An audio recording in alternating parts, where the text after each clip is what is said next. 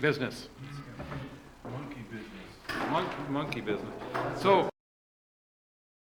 what we are doing now is we're reconvening our meeting that we unconvened. We recessed. That we recessed yesterday afternoon, about a little after 4. And I believe the first thing that we have to do, other than, I don't know if I have to reconfirm pecuniary interest, because we did that at the beginning of the meeting yesterday. So, first item on our agenda for today is to go into closed session. So, all the whereases are part of the agenda, and we're going in to review the August 14th closed session minutes, and in regards to personal matters about an identifiable individual, including municipal or local board employees, in regards to our information technology operating model. So be it now resolved that Council of the Township of Georgian Bay moves into closed session of Council at 9:03 a.m. All those in favor? Thank you. We are changing locations. Yeah. Should have stayed in there, you didn't need me for quorum. True. That is an accurate observation.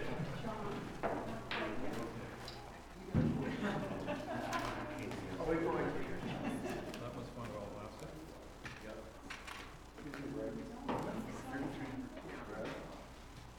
Sorry about that, Peter.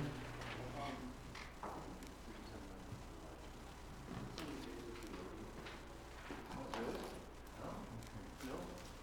I think it's cheap wholesale and you just spray it on. I mean, one day's work. We all got together. We were trying to figure out what's Your missing. Honor, can we make one But stop? you think that sounds reasonable? Did you ask? Pardon me? Only gonna make 2 then. Oh, Yeah. so it's putting over what's. Okay, I want to go to the shirt store to buy shirts for the honeybee What's festival. there? Okay. Okay. Or probably crush a lot. Yeah. What's there and then. First Nation. One guy, one day, with a paint sprayer, right? So, Or or it may be one guy, 5 days with a roller. It's still a pretty good week's wage, right? Because it'll just be a contractor. Yeah, okay, hi, Cynthia. Yeah. It just seemed really low to us. Let's take advantage of it. Well, Terry Not Seaver is just still on stuff, and she has met. Are they contractors or? You guys, so come. Don't know. Well, you do minutes first. Mike looked at some reviews on Friday. You're in. Yeah. No. I'm surprised. Win-win.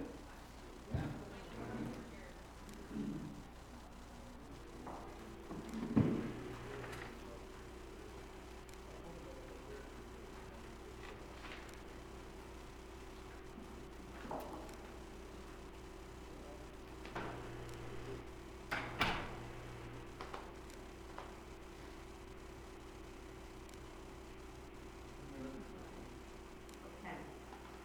Your phone.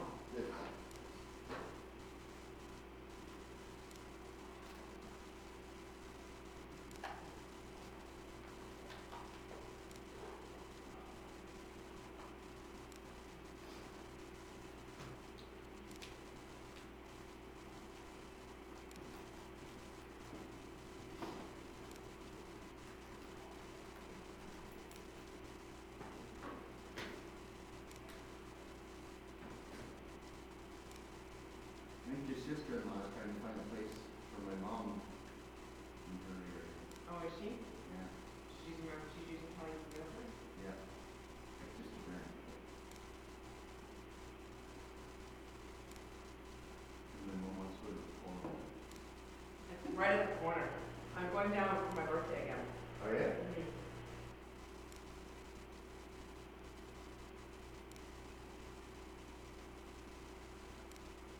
When's your birthday? November 12th, so my brother's November 13th, so I'm gonna go down November 9th, 8th, 11th, because my niece is in that rowing regatta in Bradenton. I don't know. You know Bradenton?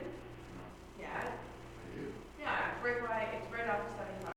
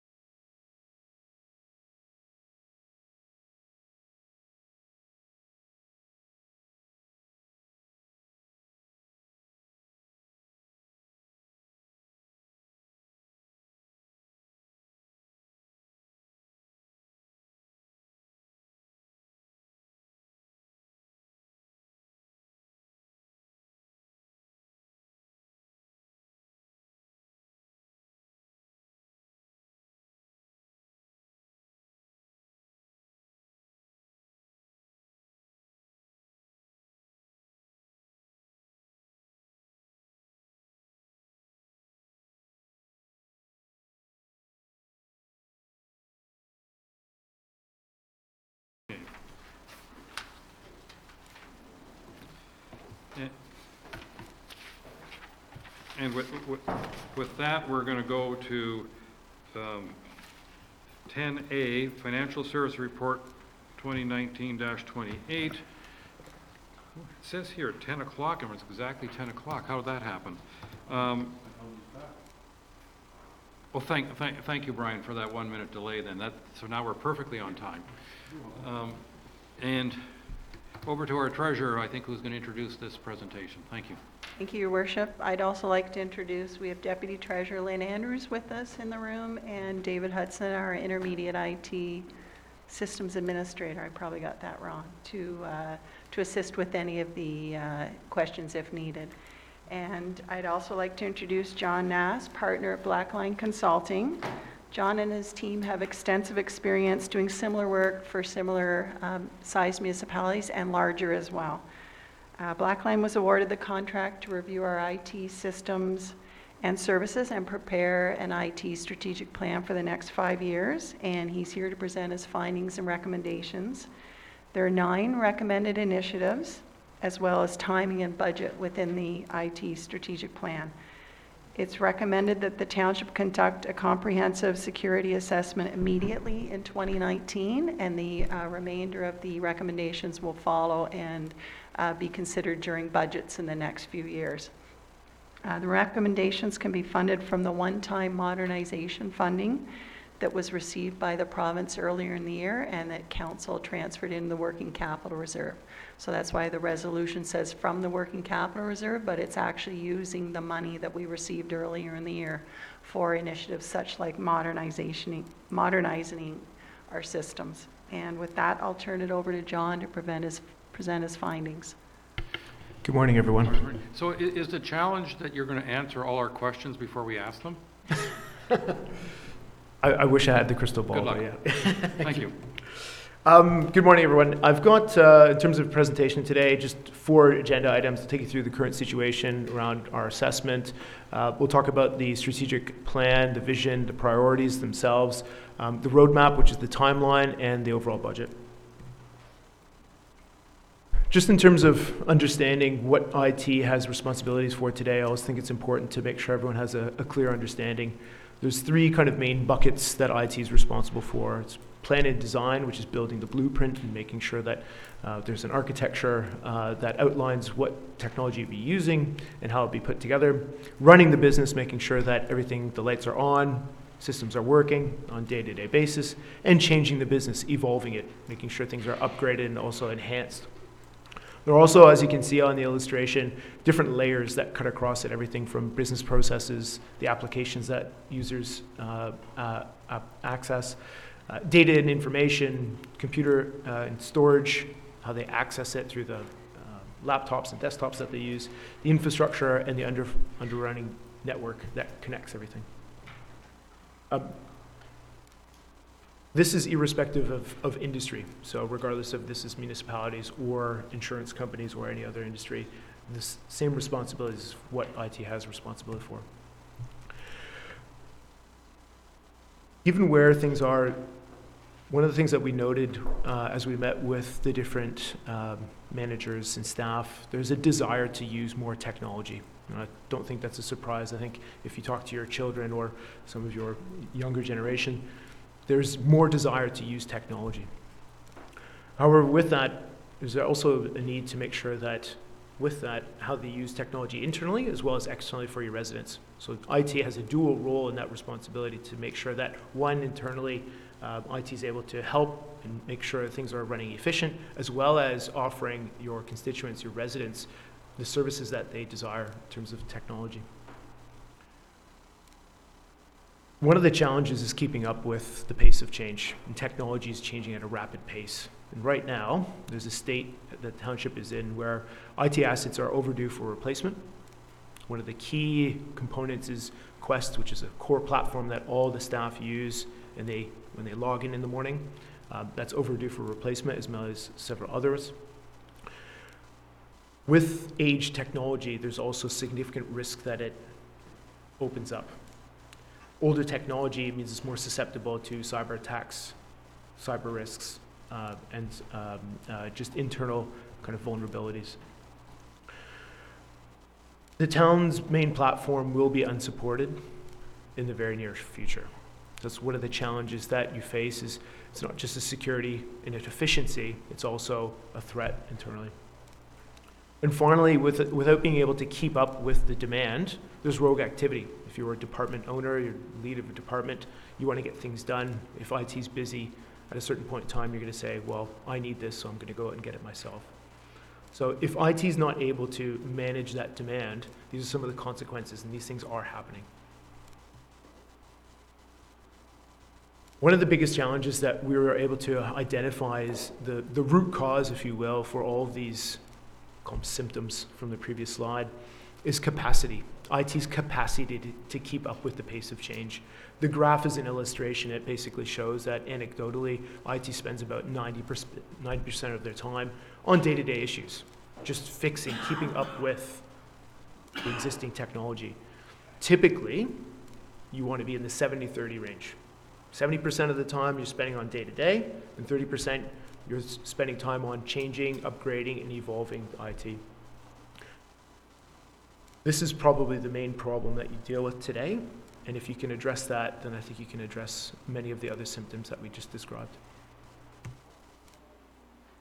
In terms of the future role of IT, whenever we do these reviews, one of the questions I always like to ask is just, what is the role of IT? I don't just ask IT, I also ask all the department leads, what do you expect from IT? It's very interesting because you get varied answers. We spent quite a bit of time to kind of refine what we think is the right role. And in some cases, you're going to say IT should lead. I want you to tell me what we should be doing. In other cases, whether it's constraints or it's capability or capacity, it's support, just enable us. What we're able to define were some kind of principles, if you will, responsibilities for IT, and I'll take you through those. IT should support the decision-making process and collaborate with departments when acquiring new technology. IT should help prioritize initiatives with SMT, so provide advice and guidance on what they think should happen and when. Should work with other third parties on projects and new technologies as necessary. Technology is changing at a rapid pace. I'll use security as an example. There is no way that anyone can be great at all aspects of IT and be a security expert. You will need to use expertise in other areas for IT, full stop. Continue to be accountable and responsible for core IT services, so everything related to network infrastructure, compute and storage. We cannot expect that users would have that responsibility, so that's fully in the responsibility of IT. Be responsible but not accountable for helping departments optimize processes and technology. I think this is a really key point, which is IT is there to help enable the business. As the department owners, if you want to optimize your processes or use new technology, work with IT, and they will help you identify what solutions or opportunities are available. You can't expect them to bring that to the table. There's too many things for IT to look at. IT should be responsible to schedule and coordinate upgrades, replacements to existing technology. Technology needs to be upgraded, just like your car needs to be oil changed, and eventually you need to replace it. That's IT's job, to define that schedule and keep to that schedule. Be a steward of data across the township, including where information resides. Again, this is really important. The data quality itself is not IT's responsibility. If someone inputs the data incorrectly into the system, it's not IT's fault. IT is there to make sure that the data is available, it's accessible, and it's secure. Finally, consult and inform with departments on their needs. There's a relationship that needs to be maintained. This isn't a business in IT. It's very much how do we work together. With strategic plans, we always find that there's two buckets. One is about what does the township need, whether it's resident needs that then kind of trickle down to things that the different departments then need to provide, or it's the departments themselves and saying, we need some help, we need new technology, or we need technology changes. So there's what we call Township Imperatives, desires, things that we want to do. On the other side is addressing current needs. There are challenges, there are issues that need to be resolved today. Those two combined create the strategic plan. And as you can see there, we've put down some kind of tag words, which is around on the imperative side, which is services driven. You want to make sure that your residents find it easy to use the services, get the information as quick as possible. Innovative. Doesn't mean that we're spending money on new technology, but just being innovative around how we actually deliver some of those services. And efficient. At the end of the day, we want to make sure that we're using dollars efficiently and resources. On the current needs side is performance, making sure that the technology we have is performing up to speed. People aren't having to get a coffee in the morning, wait 15 minutes for their laptop to boot up. Security, absolutely. There's a number of municipalities that have been having some challenges with security, have been hacked over the last couple of years, so that's definitely one aspect that needs to be improved upon. Application integration, this speaks more to around the efficiency, so that people aren't rekeying information. Governance, making sure that decision-making around priorities and projects have kind of a structure. And reliable assets, making sure that things aren't breaking, that we plan ahead. We've outlined 8 initiatives below for the strategic priorities, and I'll take you through each one of those. The first one, which is probably the most important one, is it's a core platform. It's called Quest, and each of the staff members log into this in the morning. It's unsupported. It needs to be replaced. The question is, what are you going to replace it with? And as we went through this process around kind of defining the initiatives, one of the key questions that we asked for each initiative is, what would happen if there's anything around comparison to your peers? So if there was more consistency, then there might be ability for IT to work with the peers around making sure that if you're having similar challenges, that we can kind of bounce ideas also. So one of the principles that we applied as we went through this is, how do we bring yourselves kind of up to the norm in terms of your peers? From our perspective, this needs to be replaced, and it's one of the first things that needs to happen. There are several options available for the township to look at, and we've identified a process to actually go through that analysis and say, here's 3 options, do the analysis, grab the requirements, and then build out a plan to go forward. Start time would be in 2019, start gathering those requirements and looking at the options, doing analysis, and then implementation would go into 2020. From my perspective, one of the biggest benefits, this was by far one of the areas of staff frustration. So for me, this is a really big, important opportunity. So out of all the initiatives that we talk about today, this one for me is a must. Modernizing the township's technology. As we looked at the township's technology, there's a few things that we look at. We look at the physical infrastructure itself as well as the software. And in both cases, we found that both the physical assets as well as the software had passed its date. So in terms of that upgrading and scheduling kind of refresh, that needs to be much more rigorous in terms of the life cycle. When we say this is only going to last 4 years, it only lasts 4 years, replace it. That requires planning in advance to make sure that you've got a set schedule. It can then also help work volume. So I can then predict to say, in the next 3 years, I've got to replace X number of laptops, X number of servers. So that means, on average, I need to spend a certain amount of time and dollars. The challenge with outdated technology that I mentioned earlier is that it leaves you susceptible for security vulnerabilities. And again, this is one thing that I think also will help address some of those security issues. So what we're recommending here is that we've got a list of assets and software that need to be upgraded, and we see this starting in the time frame of 2020 because it requires some capital expenditures for you to undertake that project. Conduct a security assessment. Again, one of the top priorities for me is making sure that the township undergoes a security assessment. Given the use of technology, we're finding that depending on the type of organization, you should be doing this almost like a regular financial audit. You know, this has become mainstream. You're going to have to continue to do this. This isn't a one-time effort. The frequency of it can go from anywhere from 3 years to 5 years. But it should be something that's undergone on a set frequency. For this, it will require a third party. We've provided the township with an RFP in terms of the requirements already to get started from, but you need to select a vendor and then have that vendor come in, do the third party assessment. There will be things that come out of that report. So don't be surprised if there are things that says we need more money or we need to do something to resolve some of these issues. I wholeheartedly think that you'll have a list of recommendations for me, one of the key challenges you have, which is how do we balance those priorities as well? Upgrading to Microsoft Office 365. Right now, the Office version that you use, that the staff use, is soon to be unsupported, as well as you've also been having some issues with the Exchange server going down, so not being able to receive emails externally. Our recommendation is that you upgrade to Microsoft Office 365. There's two different flavors. So there's a flavor, and some of your peers have gone to what's called the cloud. So instead of having the Outlook, which is the email, as a server hosted here, you have it hosted in the cloud. So it's off-premise. Half of your peers have done it, half of your peers have not. So it's a 50-50. It really comes down to choice. One of the benefits of having it in the cloud is management.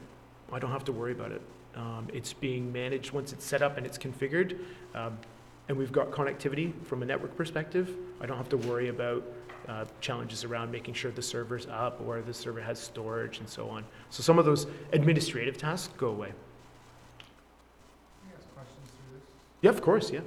So, just one thing that I think is useful for you to comment on is the internet capabilities here in the Office of Pathetic, and that may limit options of cloud-based services.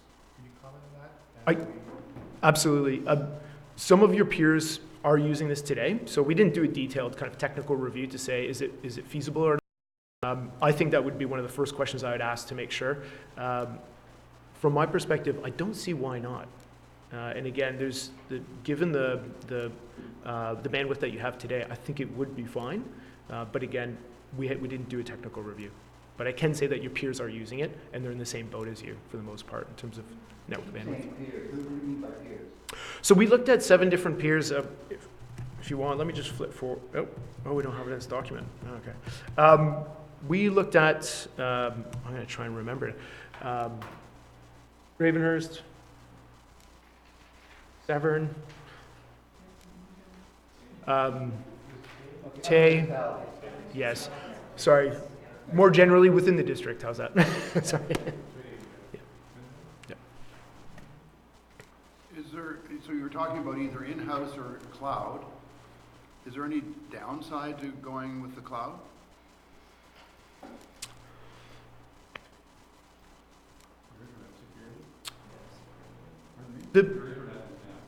If your internet is, Given yeah. that we upgrade our systems, internet access, etc., and have a reliable system, Yeah. is there any downside other than, I guess, the system goes down? Is there anything else? The only other thing is just making sure that the information is encrypted as it goes through the internet.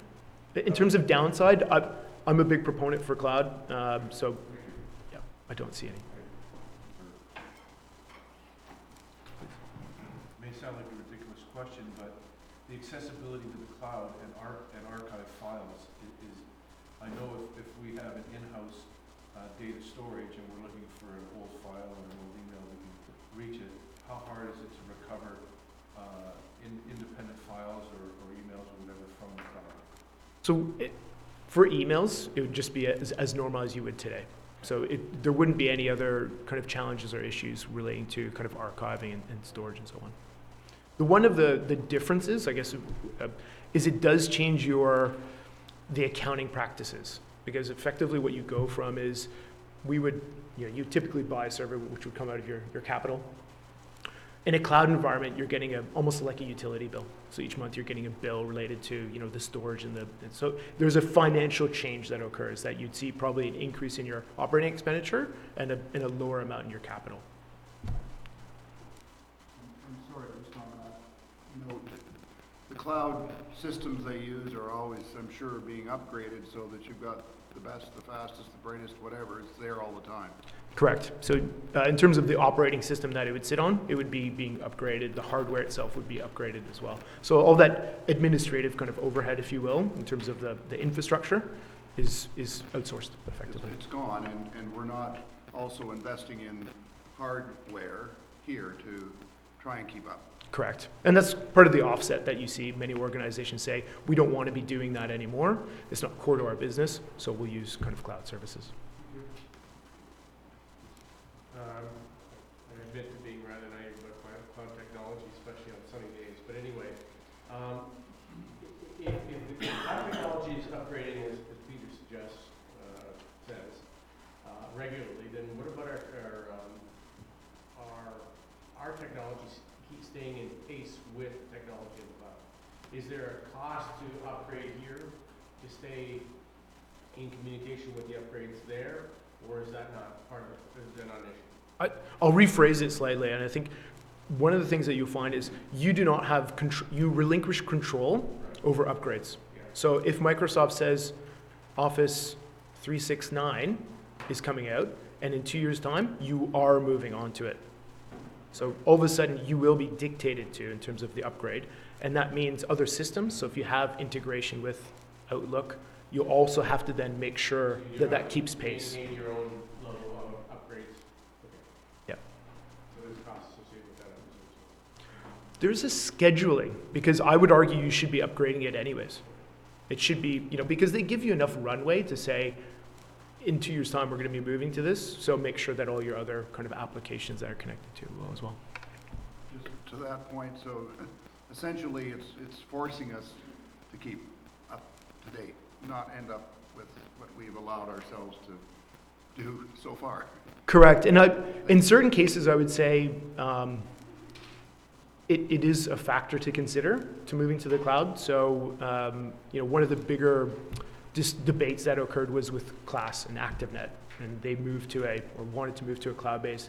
And some municipalities said, I'm not comfortable with that because then you're forcing me on a refresh schedule that I don't know if I can keep up with. With Office, you use it all the time. It's one of those things, it's just a productivity tool now. So for me, it's a no-brainer. But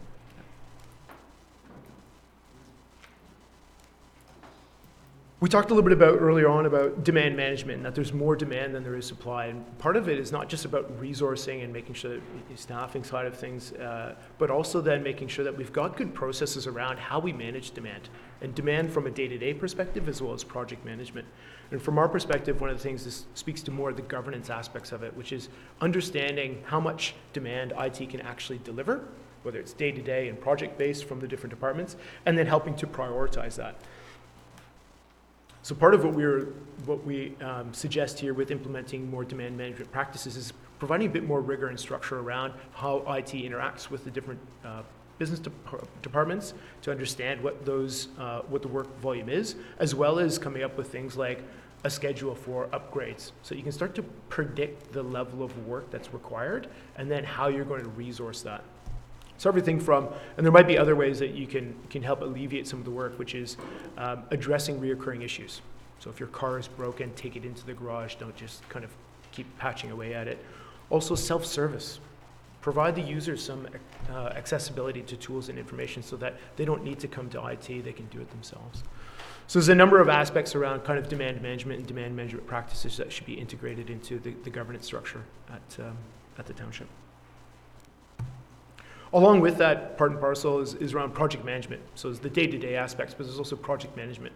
One of the things that I think would be really important is also, given the amount of change that is suggested in this strategic plan, and also I think the future, there will be more changes that come. You need to be good at making sure you manage projects. And everything around what we've suggested is a very basic kind of project management practices, making sure that we've got some definition around what is a project. How do we actually go about delivering projects? How do we prioritize projects? We have a kind of a logical way of discerning which ones should go when. Having a project charter, do we define what we're trying to get out of these projects themselves, and also how we report on them. So making sure that we've got clarity when we come to SMT to make sure that these are the risks, this is where we're at, these are why delays are occurring. Do we need to reprioritize? Maybe. So it's making sure there's a bit more robust project management practices. Again, we've tried to right-size it given the size of your organization. So there's industry practices that would suggest that you do much, much more. I think you just need to just start with the basics and then work from there. Improve workforce mobility. As we met with the different departments, you do have a lot of staff that are out in the field. You've got quite a big kind of geography in terms of coverage as well. Having them kind of go out and come back isn't the most efficient. You're constrained in some cases around the ability for them to connect to either cellular or kind of Wi-Fi. But one of the things that we'd be looking at is to really kind of focus in the next kind of 3 years around how we can make our workforce, especially our mobile workforce, more efficient. Stay out in the field. You don't have to come back in. Everything from using tablets, electronic timesheets, using apps in the field, that type of thing. So for me, there was a number of opportunities here for IT to then work with those departments to say, what are some of those more specific things that we can help enable your workforce to be more productive in the field. Application lifecycle, you've heard me kind of bang on about this all morning already, but which is about upgrades, making sure that you're current with your systems. And one of the key things is with the applications that you have, you'll continue to need to maintain them. What we've got a short illustration in the bottom left-hand corner there is, as you buy technology, there is a point in time where you may suggest that, is this the right technology that we should be with for the next 5 years? Should we upgrade or should we switch to something else? Quest is an interesting example where it's unsupported. You have to change. But 2 years ago, 3 years ago, you may have said, is it the right one? Is anyone else using it? Why are we using it? Is it giving us the benefit that we want? Is there something else we should be using? So there's a logical point through an application lifecycle where you say, should we be using something different?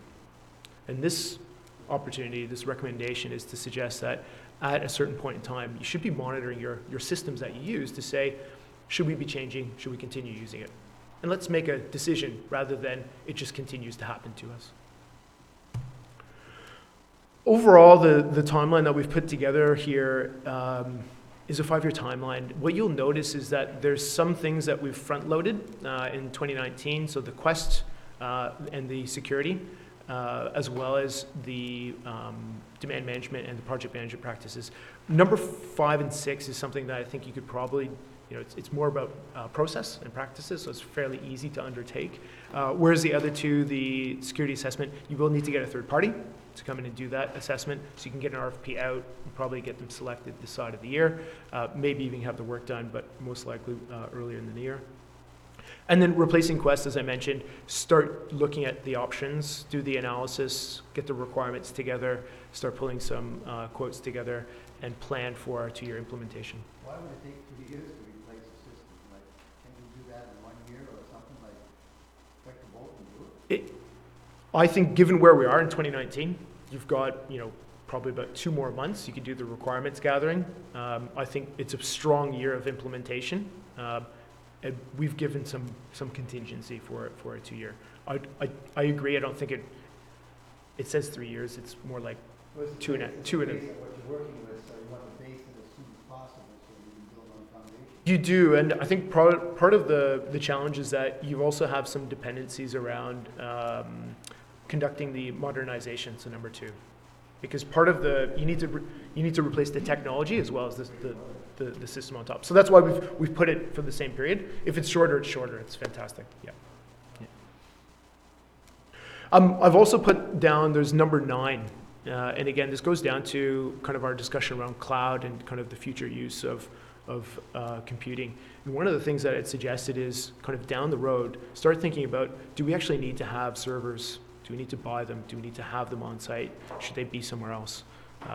Cloud computing's been around now in Canada, like just in Canada, for many, many years.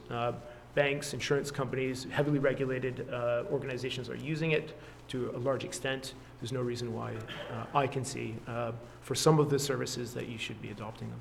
And where are our peers on that? It's one of the challenges, and I think it's a balancing act. Part of the challenge or concerns that people have is around privacy.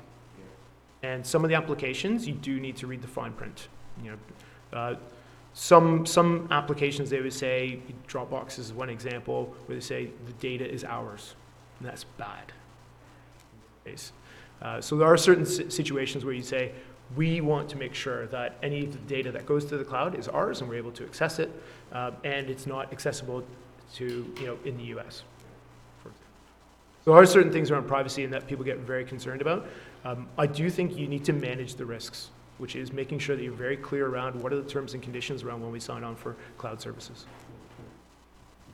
So again, we've put that out kind of in the distance to make sure that as things evolve and continue to evolve, and also as network connectivity improves, you should be looking at maybe passing that off to a third party to look at, and then focusing more on the evolving and improving the operations of the municipality. We've put down some assumptions for budgeting and costs over the 5-year period. It's a bit blurry, I think, but grand total, we're looking at 2.8 million.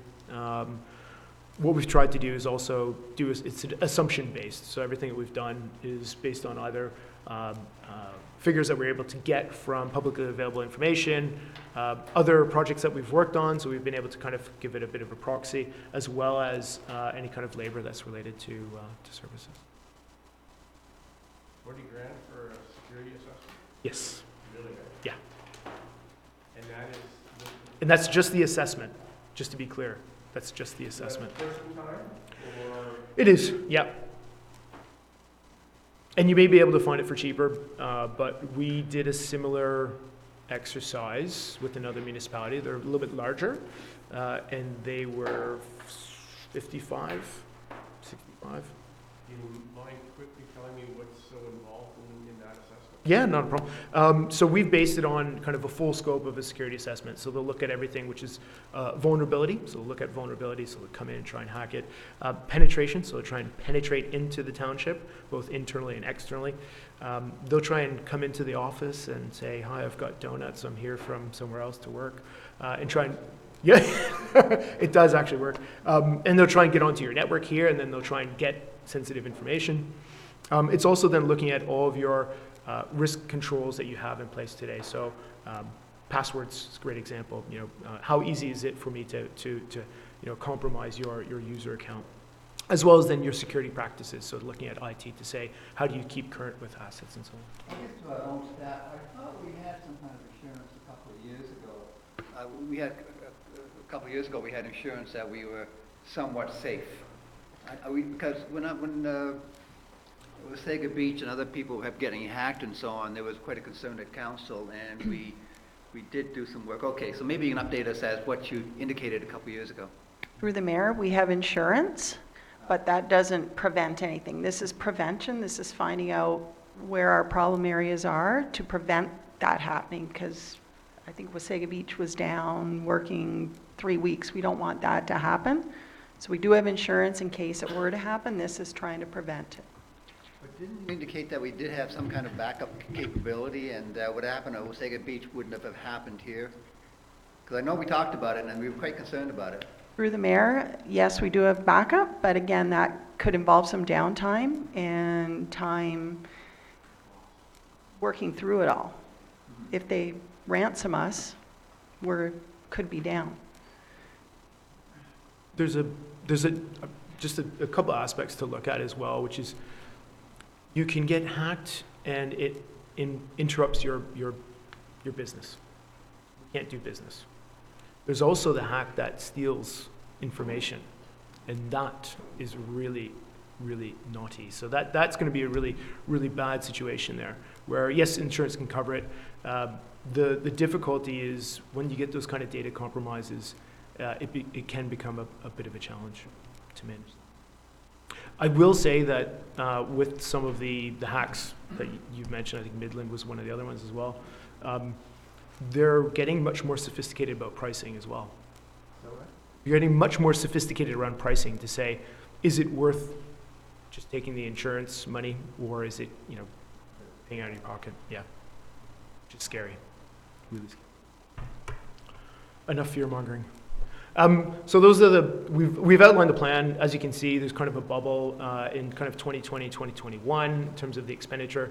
No surprise there. That's where most of the activity would be in terms of the expenditures. Question on looking at your OPEX and CapEx. What is the difference for those handing in? Just accounting treatment. So there's certain things that you can capitalize. So for example, when you buy infrastructure, you can capitalize it for certain labor or things like that. Then you may not, you won't be able to capitalize it. So it's just a financial accounting treatment. That's all.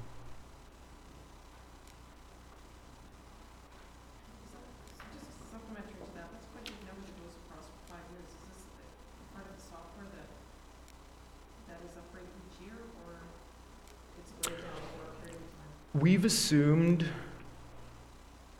assumed that there's an increase in cost for the software, which is if you look at the replacement of Quest, the 25K, assume that it's going to increase.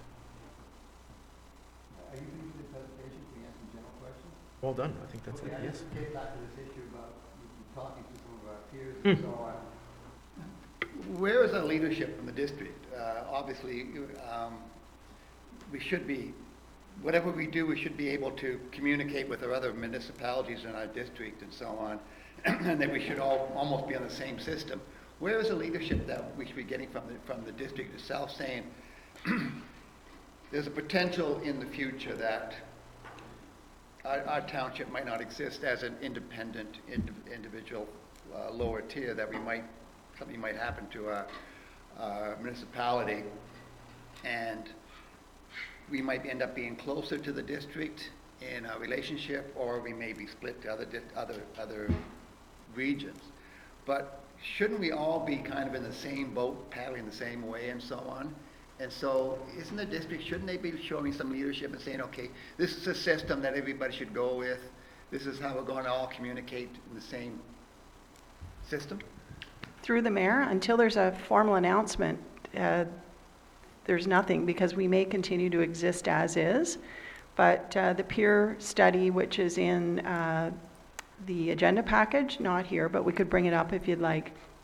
We're trying to move towards what everybody has so that we would be consistent with them and compatible should we be amalgamated in somehow. But you don't always all have to have the same everything, because we operate slightly differently. We may, like we chose FileHold for our records management. Somebody may be using something else. There's many companies offer the various software. So we are trying through the Replace Quest to perhaps get something that's in line with everybody else, but it's more so that we can operate for ourselves this year, next year, and then perhaps if we were to amalgamate. So once we get an announcement that we will be perhaps amalgamating of some sort, then that's why there's a 1 or 2 year lead time to get everybody. That's when the leadership will kick in, I believe. But the point is, we should have leadership from the district now. There should be somebody in the district saying, okay, if you're going to make changes, this is what the district suggests, that we can all have 6 municipalities talking to each other in the same process. So you're not getting any support from the district, or you're not getting any suggestion from the district at all? We're not working with them on this. Why not? So other municipalities have used the same IT system and the same server as the district. So I think maybe 4 of the 6, and now it's down to about 1. Personally, I don't think that's acceptable. I think we are in the same boat. We may be just cabins on the boat, but the point is, we're all part of the district, and we should have some kind of commonality in everything. We do it in operations. Why don't we do it in IT? I'm just a little concerned about that. Perhaps that's a question to ask at district. Well, no, this is a staff issue. This is not a political issue. This is a staff issue. I know the CAOs meet every so often. Is this not, can this be a topic at one of your CAO meetings and say, okay, shouldn't we all be on the same type of systems? I can bring it up at our next meeting and see what they have to say. Councillor Hazelton. I just heard that most municipalities have left the common platform the district has. Can we assume then that the district is stuck in the dark ages and hasn't migrated forward with new technology? Is that a fair? Through the mayor, I wouldn't think that's a fair assessment. They're a much bigger municipality, so sometimes they use like the cream of the crop accounting system that we would not be able to afford. That's just one example. And then there's also geography and such as a shared service. So that's what it would be on, so we would be in their queue for service, so that's perhaps why some have pulled away, because they will service themselves first before responding to the lower tiers. Councillor Cooper. Yeah, I don't really want to get into that point too much. I have another question, other than to say that, so we're really talking a little bit apples and oranges in terms of capacity and size, and so but we are finding out that the other lower tiers have decided that there's better systems for them. I think that's sort of what we've heard here. Is that true? If I may, it is true. I think one of the other things that we made a conscious effort of when we came up with the initiatives, which was, would this make you different than everyone else? Or would it make you more consistent?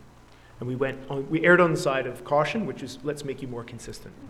And the discussion around, kind of harmonization, or for me, there's a certain level of consistency that I think all the, peers can get to. And, if you think about the earlier picture that I had here, when you think about the different layers, the network, infrastructure, compute, as you kind of get higher, then variation will occur. Size is a great example.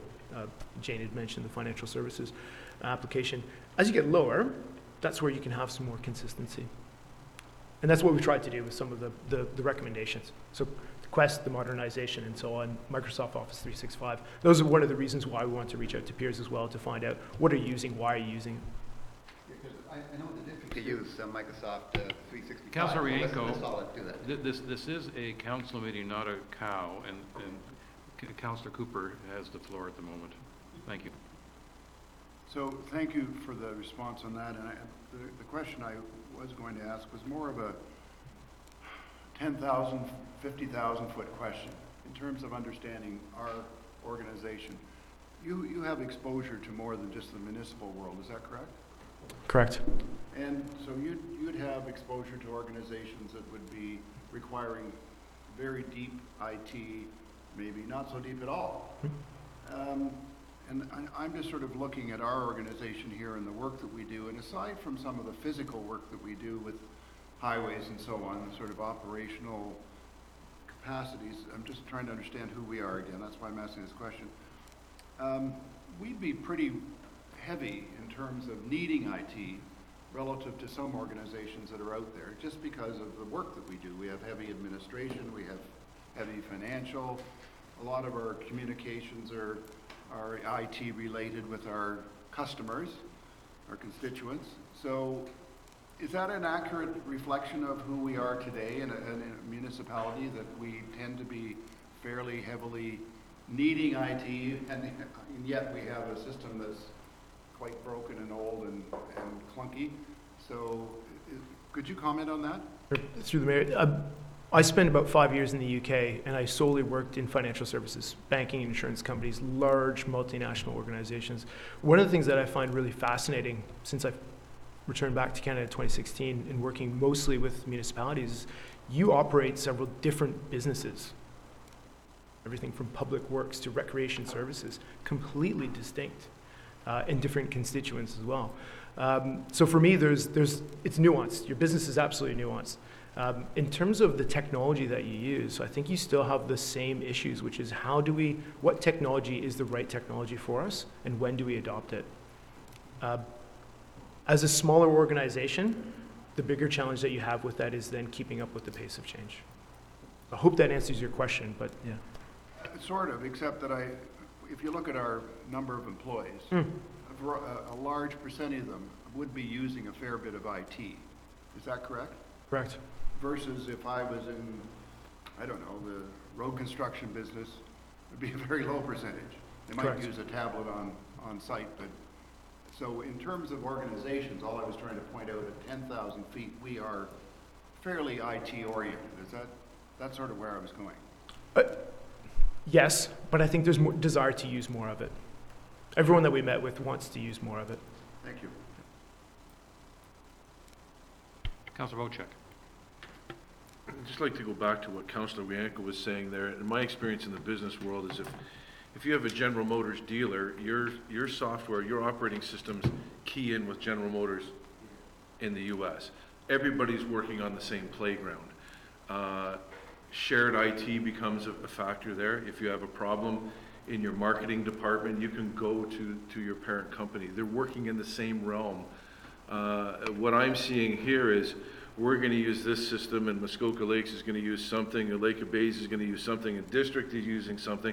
And in the future, we know there is going to be some sort of amalgamation or some sort of change. Would it not be suitable that everybody was working on the same platform so that things could come together a little easier? I feel a fear that we're all going to be using something different, and that's really going to be costly in the future. Through the mayor, what we suggested, like I said, is to bring more consistency to your peers.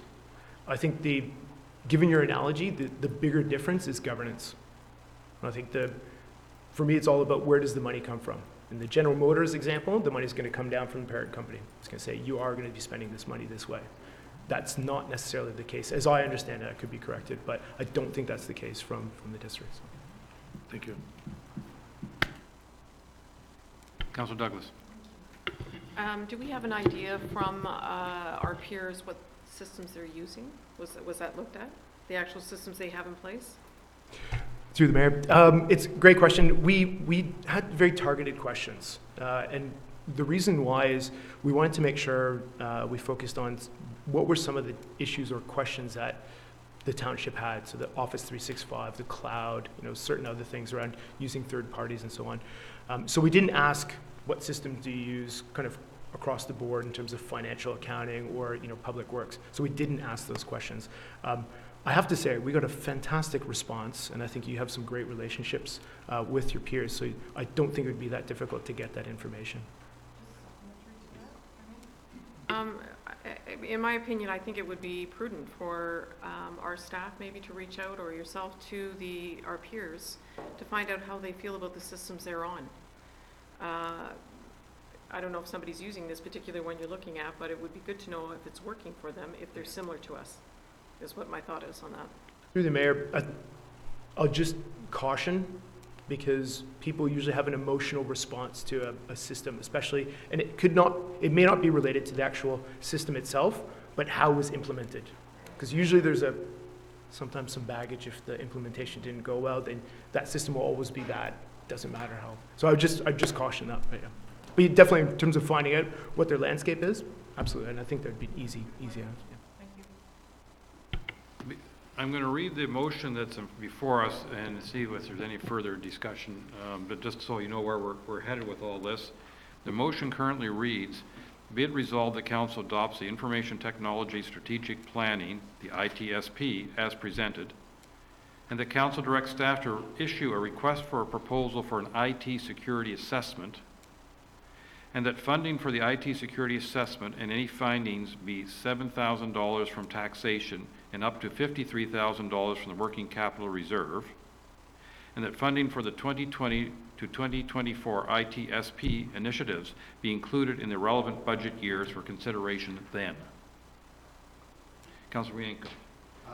I think you should explain where the source of that money is coming from for the next 4 years. You said it was coming from the capital. It's not mentioned in your resolution.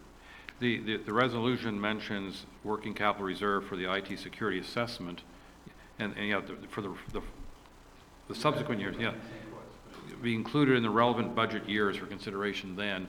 I mean, the schedule they gave us, showed the current and strategic, they broke it down between operations and capital, but not further detail than that.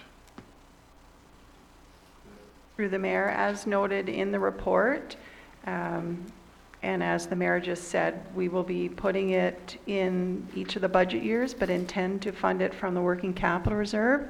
And initially, that money was from the one-time modernization fund that the province provided earlier in the year to most municipalities of the $604,000. So council's put that in the working capital reserve, and we intend that would be the source for the 2020 budget and forward, but council can always change that. But that is the intent and that was the intent of the grant when it was first delivered by the province to help with modernization. It is unconditional, we can use it anyway, but the intent was for modernization, and this is the perfect example of modernizing to help us do our business better. And the resolution then refer to that report as we mentioned, so the recommendation in that report, can the resolution refer to that report?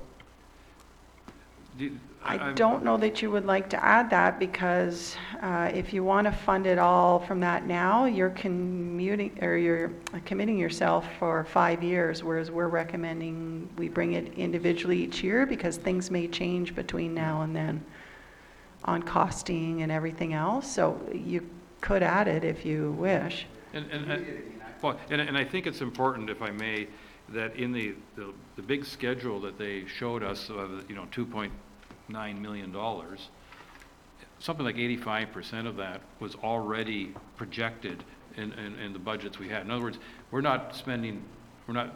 not proposing to spend $2.9 million new.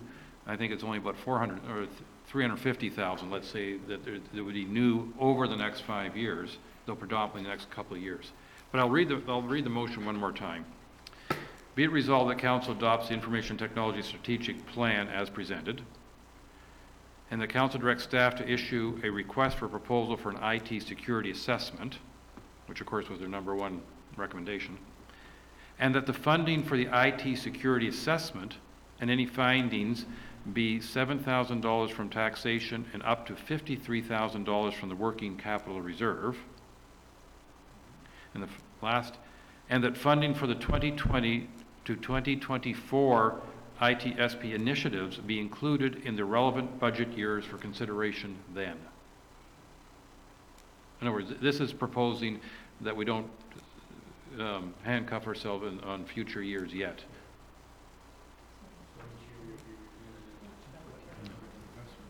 Councillor Cooper.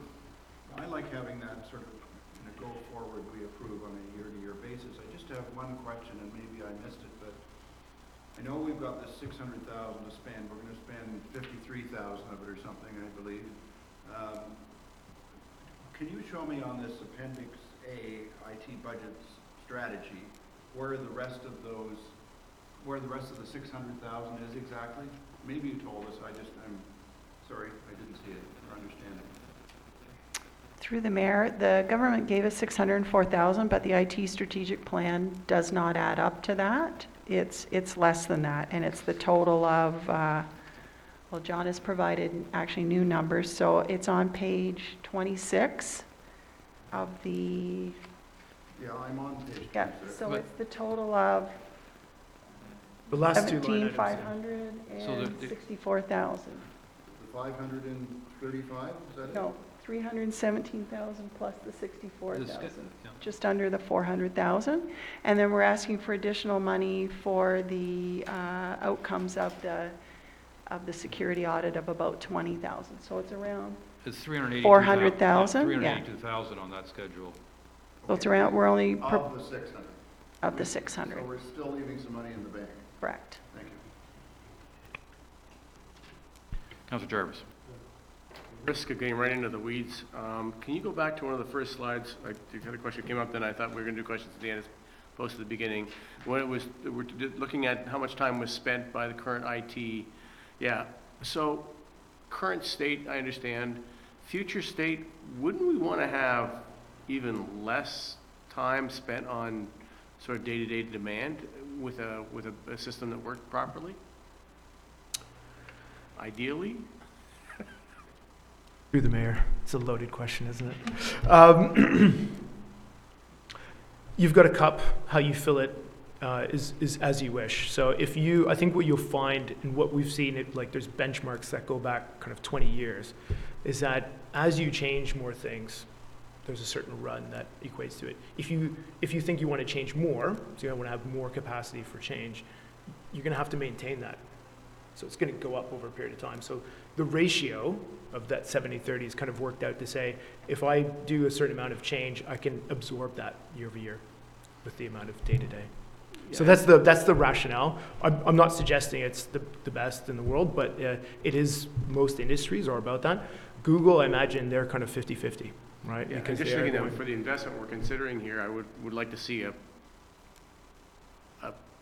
better split than what we're seeing here, or a more significant change, I guess, is more to the point. For me, I think think of the blue as not a bad thing, because for me, making sure that people are productive and they're getting good service and they're happy is also really important, because if staff are, able to access their systems, they're productive, they're able to, answer requests to residents, that having that blue at that level is absolutely fine. So I wouldn't see don't see the blue as a bad thing. There's a certain amount of kind of day-to-day that's required, and then there's the ability to address things in a period of time. Okay, thank you. One other, if that's okay. We're spending a fair bit of, we're proposing to spend a fair bit of money here on technological change.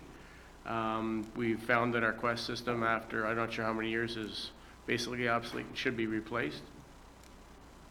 I see with software upgrades on a regular basis and having to get new IT hardware and software for myself fairly regularly, whereas I was in business for a long time. It didn't seem to be, IT was changing as much back 20 years ago for the IT we had at the time. I know that what we're trying to put into place is supposed to be adaptable and move with the times, but and you've indicated the acknowledgement that it'll have to be replaced. I'm really struggling with this. We're spending a lot of money on something we know we're going to have to replace in my mind, a relatively short period of time. Yes, cars, using your example, cars need to be maintained more and more as they get older. But I'm struggling with the amount of money we're spending and what I perceive as what we're getting for it over the long term. We're talking about, maybe 8 years out of this new system with well over $500,000 being spent on it? I think you have to appreciate that a lot of this money is being spent on operations versus capital. In other words, a lot of this is ongoing expense. The capital is not the most significant portion of it. Thank you. Well, actually, I appreciate that comment too. Councillor But go Bochek, on. Yeah. followed by Councillor Doug. I'm following in the same vein as Councillor Jarvis here. I'm looking at $2.5 million over the next 5 years. Is that correct? Through the mayor, that's not correct. The top two lines, 2.4 is what we would probably be spending anyway. That is projecting out our current budget over the next 5 years. The additions for these initiatives are the two lines totaling 17,000 plus 64 for about 400,000. Still a lot of money, yes, but the total ask for these initiatives is about the 400,000. Okay, so I'm looking at the chart where it shows 2019, $437,370. Then 2020, an additional $500,000. 2021. Through the mayor, the top two lines are what we're currently spending anyway, so you just need to focus on the third and fourth lines, IT strategy, OPEX and CAPEX. Those are the additions today. The top two lines are what we're already spending. John's just put the total there, so it's not 437 in the first year, it's about 125,000, and as you go across.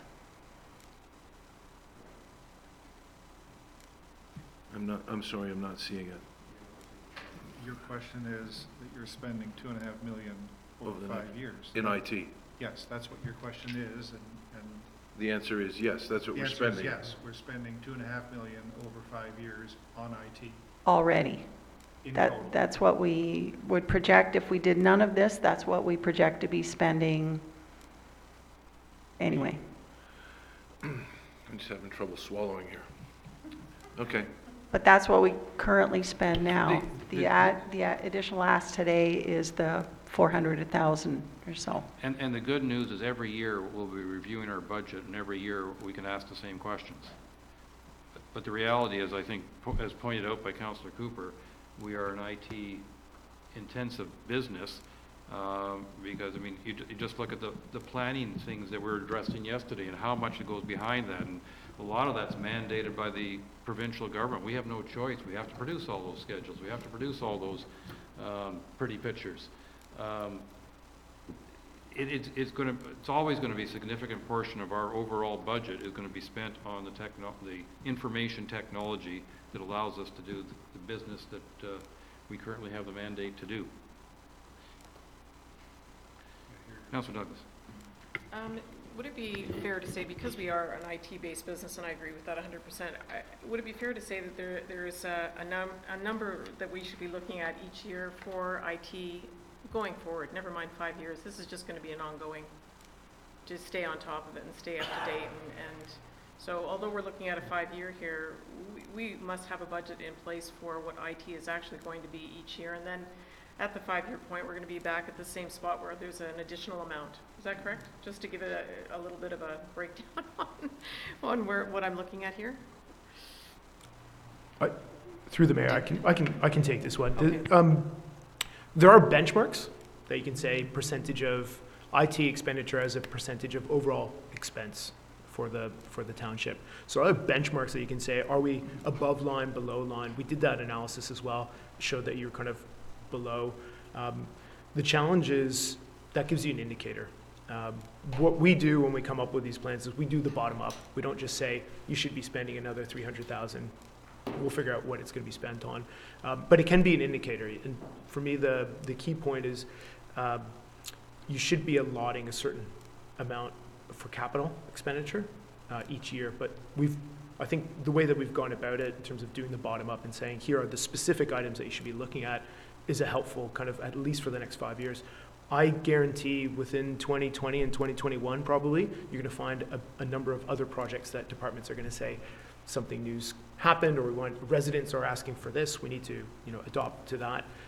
So new projects will pop up that you'll need to consider at that point in time. And that's why typically is, here's your roadmap, it's an indication at best. Each year, look at it and assess it. But the bottom line is we're spending very roughly $500,000 a year on having our computers working. Councillor Cooper. Well, I just wanted to thank the mayor for pointing out that we are IT heavy. And one of the things that's sort of, I think, for all of us difficult when we look at IT, it's in a cloud. It's not a road grader. It's not equipment. And, we often think about buying a new fire truck or whatever. But the reality is, and what I was trying to point out earlier, is that so many of our staff are involved in using IT to get their job done. That's what municipalities do today. And so I want to sort of say, it seems like a lot of money, but in order to be able to do the work that we do, we want to invest in this. And I guess the other point to what Councillor Jarvis was talking about, those two columns, the way I look at it is, these are the ones with the blue and the green and so forth, projects versus demand, is that if we can have more money spent on projects, we're not going to have David going around putting his fingers in dikes as much, because we've got better equipment. It happens to be IT equipment, software, hardware, cloudware, whateverware. And so I don't take this lightly, but I think it's a strong and important investment, so I certainly support it. Thank you. Councillor Bochek. Okay, some of the hard questions. We've been at this for over an hour. Now you're bringing up the hard questions? We may be at it for a lot more than another hour, too. So we're hearing from, and this is no slight against your consulting firm, we're hearing here today from one perspective of how we should move forward with our IT department. I know when I'm going out to buy something, I usually shop 2 or 3 places, and I have 2 or 3 choices. We're looking at, council is looking at, we're given an option here, go with this or don't go with this. Have staff done their diligence in looking at different bases? I don't know what RDS is. I didn't know what Quest was either. Are we just narrowing the scope to this consulting firm, or have we put an RFP and gone out and seen what else is on the marketplace and what the costs associated with that are? And I'll leave that to anybody too. Through the mayor, can I just respond quickly? One of the things that, and I don't take a slight at all, absolutely not. Consultants get a bad rep, and that's totally fine. One of the things that we've tried to do is be vendor agnostic. And in that sense is, we think these are the right things to do. We haven't suggested any other vendors that you should use. So the question I think you want to pose to Jane and David and whoever else is, are these the right things? Other than the Microsoft Office, but effectively you've got two options, Google Docs or Office 365. Sure. So, but beyond that, everything that we've put down there, we purposefully did not say you should be moving to Oracle. You should be moving to, supplier X. Because for me, it's, let's make sure it's the right things that you should be doing, and then go through the options, look at what options you have, select the best one. And if I may add to that, we had several sessions with staff, fleshing out the findings with John's staff, and staff, senior staff primarily, extended management team, and David was involved, support all of these recommendations. We had several meetings to say, here's what we think, and do you agree with that? And we all agree, yeah, Quest has to go. But again, like John says, there's several options for what we may bring in, and that's where we will try perhaps to get in line with what the other district people have. So yeah, staff is totally supportive of all of the recommendations. And then to back it up, an RFP was issued. We had 5 responses and evaluated, and John's team came out on top. And the reference checks were stellar, and they've had success in their other municipalities. Like, they've done a lot of municipalities on IT as well as strategic planning. They've got a lot of experience in it. Okay, So all those combined, that we're very in support of the recommendations here, and it's not just what John thinks. Sure, that's the answer I was hoping to Because hear. I think it's important, if I may, that other than the $70,000 on security, we're adopting a strategy, we're not adopting a budget. In other words, we're not, if we pass this motion, we're not saying, John now has $500,000, go have some fun. We're not saying that at all. No, but my concerns, I had to get an answer to that first so that I can move forward to what I was thinking. And that is, obviously we're going to have somebody to administer this, or somebody to supervise it, or manage it, or direct it. Are they going to be of the same thought plane, or is Dave of the same thought plane on the systems and the programs and the softwares and the clouds and everything? Or are they going to have to reassess it? Yeah, say we need somebody to administer this, or to be a director of IT or whatever. And the person comes in and says, oh, that stuff's junk. We don't want to be using that. I've had history with that. We need to move in a different direction on this. Is that something that realistically we could be faced with moving forward? Through the mayor. So one, I think everything up there, there's nothing that I would say is contentious. In the sense of, if someone else were to come in and say, they may want to add to it, but I guarantee the top items, they will want to do. They will need to do, because these are needs, they're not necessarily wants. The big bucket around the want is the improved workforce mobility. Beyond that, for the most part, you're going to have to do them one way or the other. Is it possible? Absolutely, it's possible if you were to bring someone else in. But I think for me, one of the key things, this is your strategy. This is not my strategy. There's a reason why it's in the township's banner and not Blackline. We're not telling you this is the strategy. That's why we worked with the senior management team and David to say, do you believe these are the right things? We think it is, given our perspective and what we've seen, but do you believe it? Because it has to have longevity after we leave. After today, Blackline's gone. Mm-hmm. Thank you. Councilor Cooper. So essentially, you've helped us develop a strategy, and we can pick the tools. Through the mayor. There was 2 deliverables that we provided to the township. One's the current state assessment, and that is always in Blackline's banner. Right. Because it's our opinion, and you can take it if you like it or not. It is what it is. So it's opinion based. It's based on our analysis. That will always be in Blackline. That's how we always do it. The strategy is yours, And it's absolutely, if you were to decide and say, thanks, but 2020 looks way too busy, we're going to kick it into 2021, that is completely up to your prerogative. So you've pointed us in a direction. You may hold us our hand occasionally along the way, but we're gonna work our way through this. Correct. Thank you. I would like to read the resolution.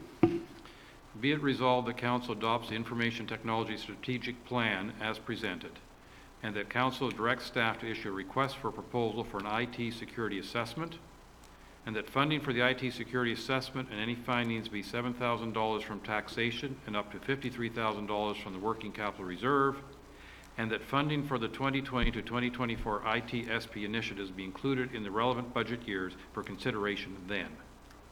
All those in favor? That is carried. Thank you.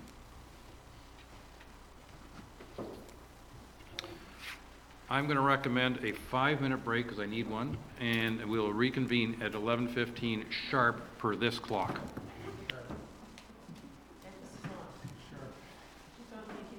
Thank you. Thank you very much. I read from the weekend. I needed big advantage. I'm satisfied that we asked the right questions. I can't support something that I don't know the answer to. They were able to give me the answers.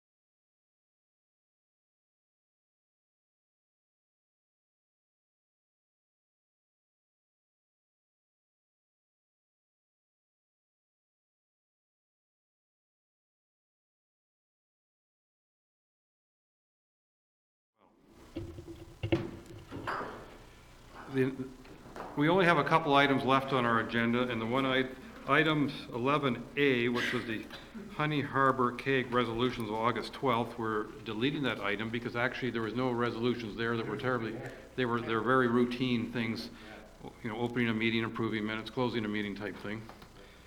The only other item under new business that remains is the geese on White Falls Bay, and I believe that was Councillor Wienko. Well, this, a letter from some of the local community was presented to me on the weekend, and I thought it would be worthwhile to put on the agenda today. They have quite a bit of concerns. I'll talk to the clerk first. How many of these copies did we see? I understand there's a bunch of them been signed. Through your worship to Councillor Wanko, I know last week we had received 2. Because of the meetings the last couple of days, I haven't been able to go through the mail to have a current number, but I can provide that later today. I was under the idea that might be a campaign to solicit a number of names to support this interest. But what's happened is that those who do not know White's Bay over on Gloucester Pool, 6 Mile Lake drains into White's Bay, and White's Bay is pretty well open water. A good part of it is open water all winter, and there's quite a geese population in there. And there always has been quite a large geese population in there. And what happens is one of the local marina owners feeds these geese every day, all year round, plus a lot of seagulls, which obviously has created some issues with the marina itself. But what's happened with the local community is that the fetus of all these geese and seagulls is adding a lot of bacteria to the water and making the water unswimmable for a number of the residents.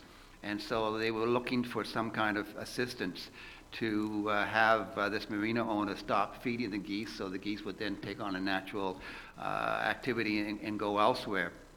So I'm not quite sure. I don't know if it's necessarily our responsibility to stop this behavior, but they would like to have some kind of action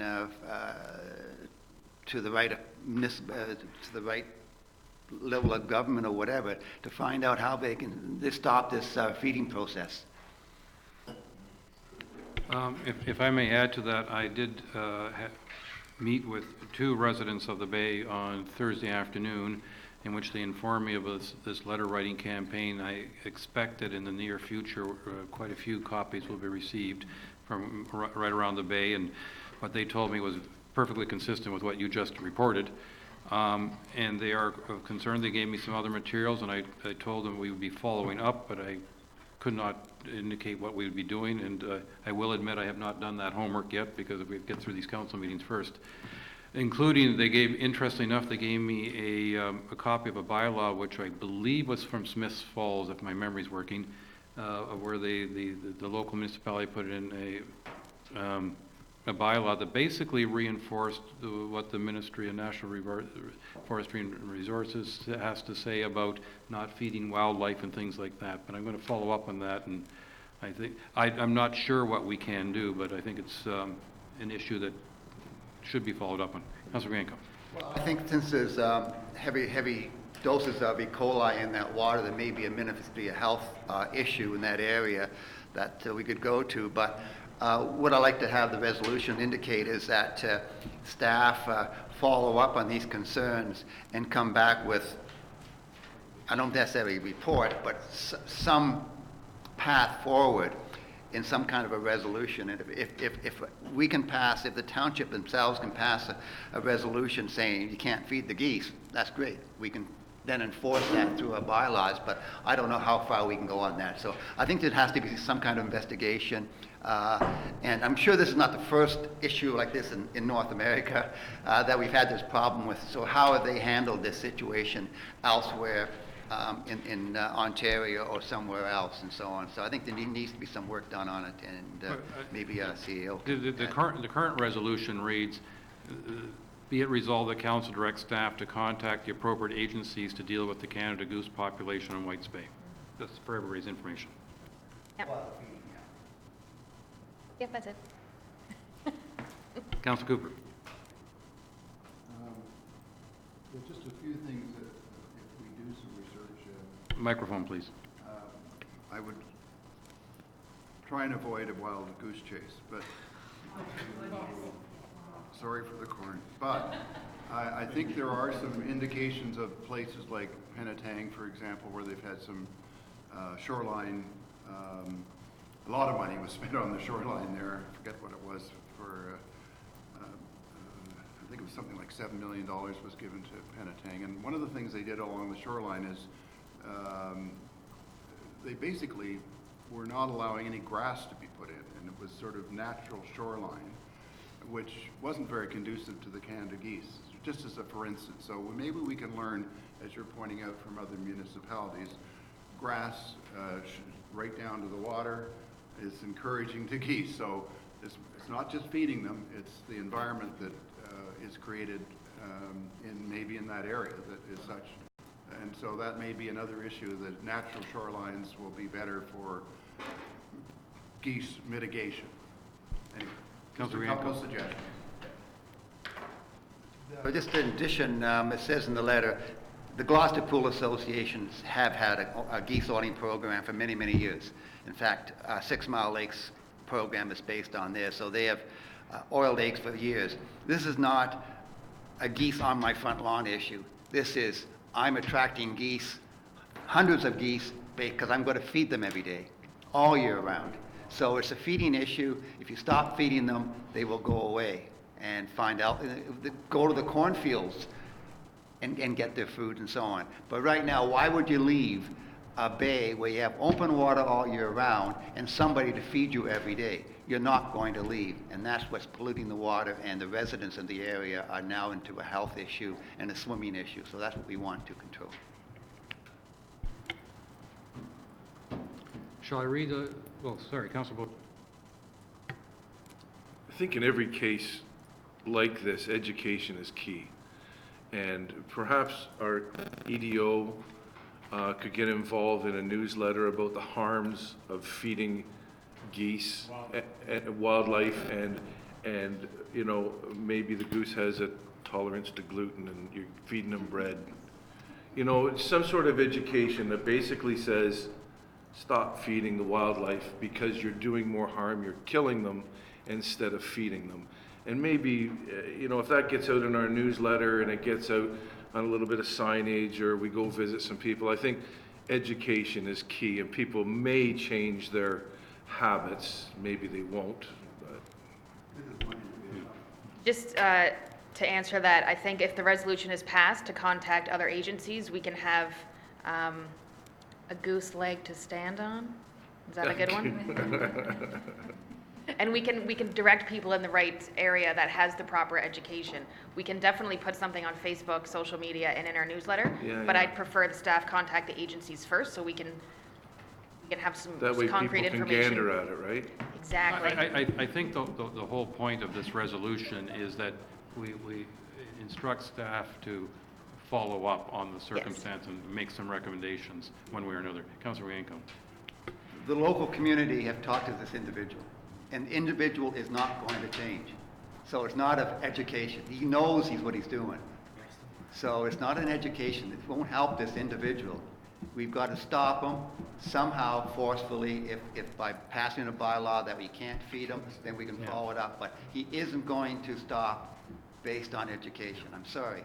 And so you're not going to resolve the issue through education. And might possibly be a her. It is. Be it resolved, the council directs staff to contact the appropriate agencies to deal with the Canada goose population on Whites Bay. All those in favor? Or is that? I'm in favor. Okay. Carried. Do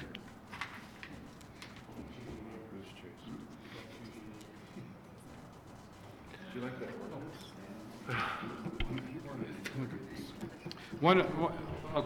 Next is our communications from our councillors, and I see Councillor Bochek's mic is on, so I think he wants to go first. Well, okay, not prepared. I thought we had missed that yesterday, so I left my notes at home, but I've met with many constituents at Oak Bay about their concerns. I did attend the Milne cabin dedication this past weekend, and I can tell everyone it was fantastic. The cabin is not even near what I thought it would end up being. It's far superior to that. And the dedication of the Historical Society, I'd like to give kudos and a big thumbs up to them for the job that they did on this. I probably did a whole bunch of other things during the month, but I didn't bring my notes, so. Councillor Cooper. Like my neighbor, I didn't bring my calendar with me, but just going from memory, the usual stuff. But what else? Attended a very interesting session with through a presentation from a professor from the University of Guelph about bird tracking and migratory birds, etc. So very interesting what's going on in terms of our fowl in our area, and very concerning actually. A lot of breeds are disappearing or almost disappearing, and this tracking system is really quite exciting. This the Land Trust is helping install these tracking systems around our area. In fact, there's one over in Oak Bay, there's one on Braebuff Rock, there's one on Giant's Tomb, etc. So we are helping with the tracking system and hoping to learn some more about how to help track various species, including, by the way, butterflies. They're actually now able to track butterflies. I don't know what size the jacket is that goes on them, but they literally are jackets, by the way. So it's a very fascinating sort of thing that's going on, and the butterfly population is actually coming back for a number of reasons, but I won't get into that. But just a very good session, and we need to remember how special this place is. Thank you. Councillor Hazelton. I'll have that same excuse. I left my calendar at home. But I did have several meetings with residents, and as a result of those meetings have pestered our CAO with lots of inbound communication of complaints, concerns, and other things. So residents certainly continue to speak out loudly on a variety of issues in Ward 4. Thank you. Councillor Douglas. Well, I did bring my notes with me, so I think most notably was a meeting that I had along with our CAO, Lesha Wheaton from the MacTier School, as well as Fred Yang from District, and the engineers from the roading crew and the school board. It was a meeting that was pulled together in regards to an area that we have in MacTier around the school area and some of the parking issues with a new owner of one of the commercial buildings across the way. So it was I thought it was a great meeting. I mean, they pulled it together relatively quickly, and all of us were there, which was great. Their proposal in the future, I mean, this is an ongoing thing, so, you know, the hope is that we're going to put a little bit of road access, or sorry, road parking on the one side in front of the commercial building across from the school, and also they are looking at maybe doing a little bit of redesigning on the other side in front of the school for a kiss and ride program, I believe is what they call it, or kiss and drop off. And this is going to, you know, this will make it a little bit safer for the kids, first of all. That's the number one thing, because they're crossing the road right now, and they're also using what used to be basically an empty lot, which was a commercial lot, and it has now been purchased. And the owner, excuse me, the owner would like to, he's starting to redevelop it, and he wants to put in landscaping and fix the parking area. So that's going to stop a little bit of the, you know, the dropping off in his parking lot and the turnarounds from the buses and so on. So I'm really encouraged that area is going to get fixed up eventually. It may take a couple of years, but that seems to be on the go. The other thing that I spent a little bit of time with is there's quite a few of the constituents that are, again, starting to worry about property standards up in the MacTier area. I mean, it's been an ongoing issue, but we're trying to get some sort of leeway on that, and unfortunately we just don't have the teeth to do it. And, you know, we're dealing with various problems, probably with mental illness stepping in there a little bit too, and we're not prepared for that. So that's something that I'm working on. The other thing is a lot of complaints, with regards to our telecom services in the area well, the township period, but I would suspect up in Mactier, also in some of the lake areas. So I'm trying to get some communication with the higher-ups in Bell, basically, to see where we're going with that and see what their programs are, because the service has dropped off substantially in the last 6 months for most of the residents. And that's starting to cause problems, not just for residents, but I would say security for emergency services on the lakes especially. Most people have given up their landlines for mobility. So this is going to be a big problem, I think, and so I am working on that one as well with them. Whether we get any headway or not, I don't know. But also I see it being a bit of a problem for point of sale for the Mactier area. They are having some substantial interruptions with trying to get their point of sale through. So that's pretty much it for me. Councillor Jarvis. Milne Cabin, I was there, attended that dedication, and then I agree with Councillor Bochek. That was well organized. It was very interesting to see what had been done. I think that we should be sure that we thank Councillors Bochek and Wianco for the work that they put into having that cabin actually moved. So thank you. That was an interesting dedication. Library board, obviously, every month, there is absolutely nothing coming down the pipe yet that I'm aware of with regards to move over to the school. So I don't know what we can do to get the Trillium Lake board on side to get that moving along or get some idea what's going on there. Other than lots of toing and froing with that blasting request that came before council yesterday, and finally lots of toing and froing. It's interesting how communication goes when things go wrong and everybody notices. The global tower, where there was an issue with global tower lights, and boy oh boy did our email light up on that one. And Tony was great at getting word out, and we got word out to everybody as to what was going on and why. Thankfully, Global is still working on the tower, so we don't have the tower lights to deal with out in the bay, which is lovely. I would like to see that continue for quite some time. That's it.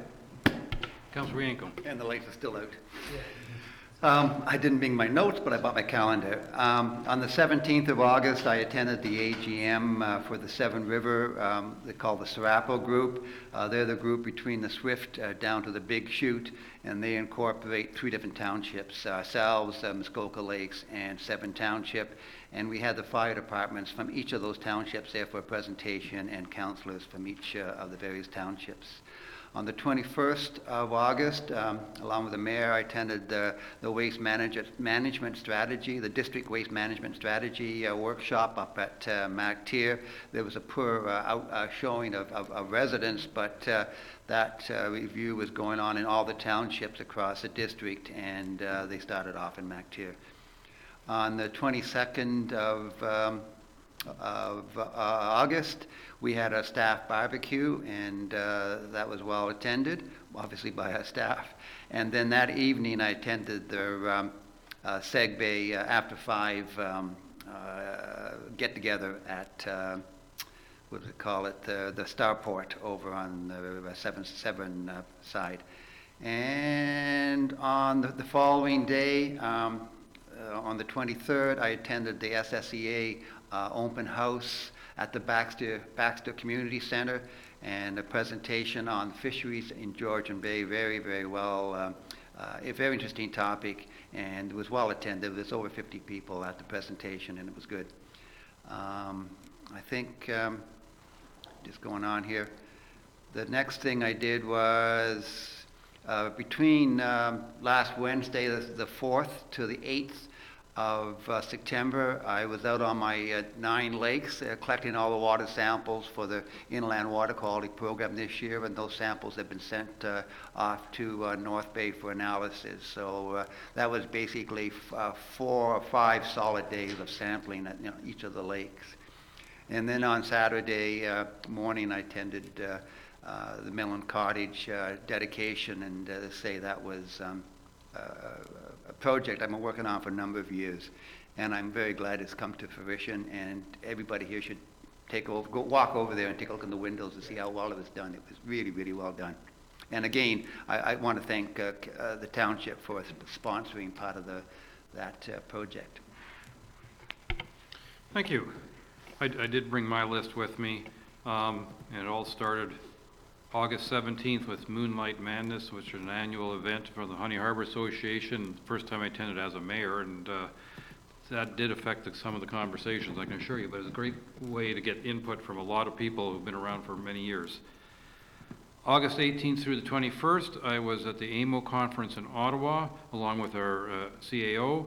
I thought it was a very interesting exercise. As a relative newbie, I made sure I attended all the various presentations, seminars. CAO and I made presentations, delegations to the Ministry of Tourism, the MNRF, the MTO, and as well as the education. And along with my district colleagues, there was a presentation to the Department of Finance in regards to their funding model they use for rural sewage and water systems. A lot of conversation at that AMO in regards to recycling, plastics, garbage, and what are the upcoming changes the province may put in that regard.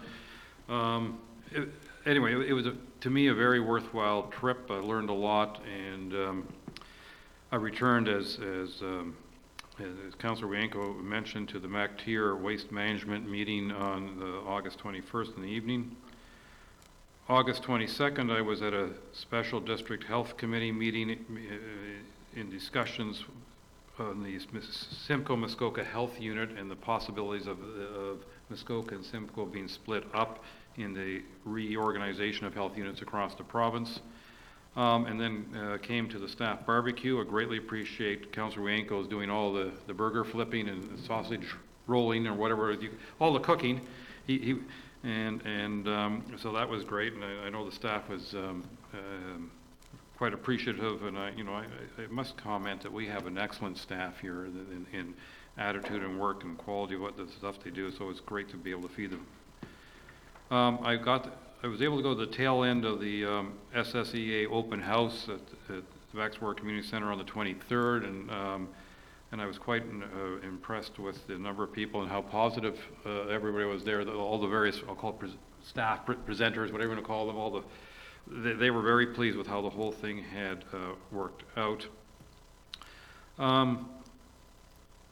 I'll skip over all those because we want to keep it moving here. Of course, we had the photo op September 5th here with regards to the ATV that our fire department now has, and it's great that over half the cost of that was based on donations, and I think that we greatly appreciate that we got donations from Factory Recreation and Port Severn Heights Inc. So I think that was I greatly appreciate their supporting our emergency services. On the 6th, I was here. Sorry, on the 6th, I met with I got the wrong note here. Anyway, no, I do have the right note. Sorry, on the 6th, I met with actually 3 individuals from 6 Mile Lake in regards to the planning and the survey, and we had some conversations, and I must admit I appreciated that they were, it was a very positive conversation. There wasn't any, I'll call it accusations or anything like that. It was just, where do we go forward from here? So it was a good conversation.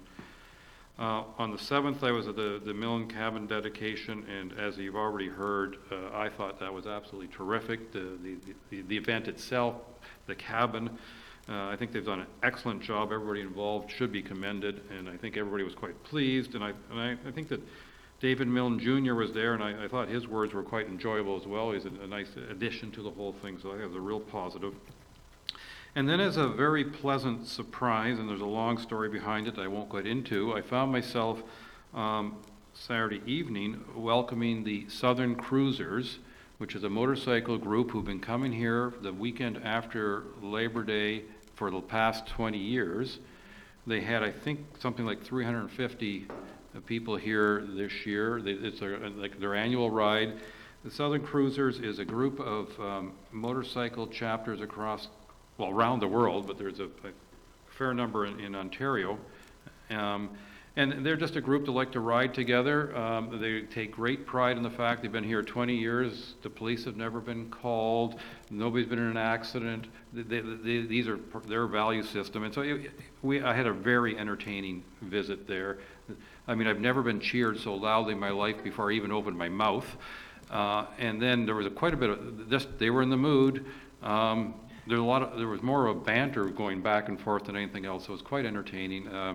Our EDO was there with me, working her magic to make the whole thing happen. And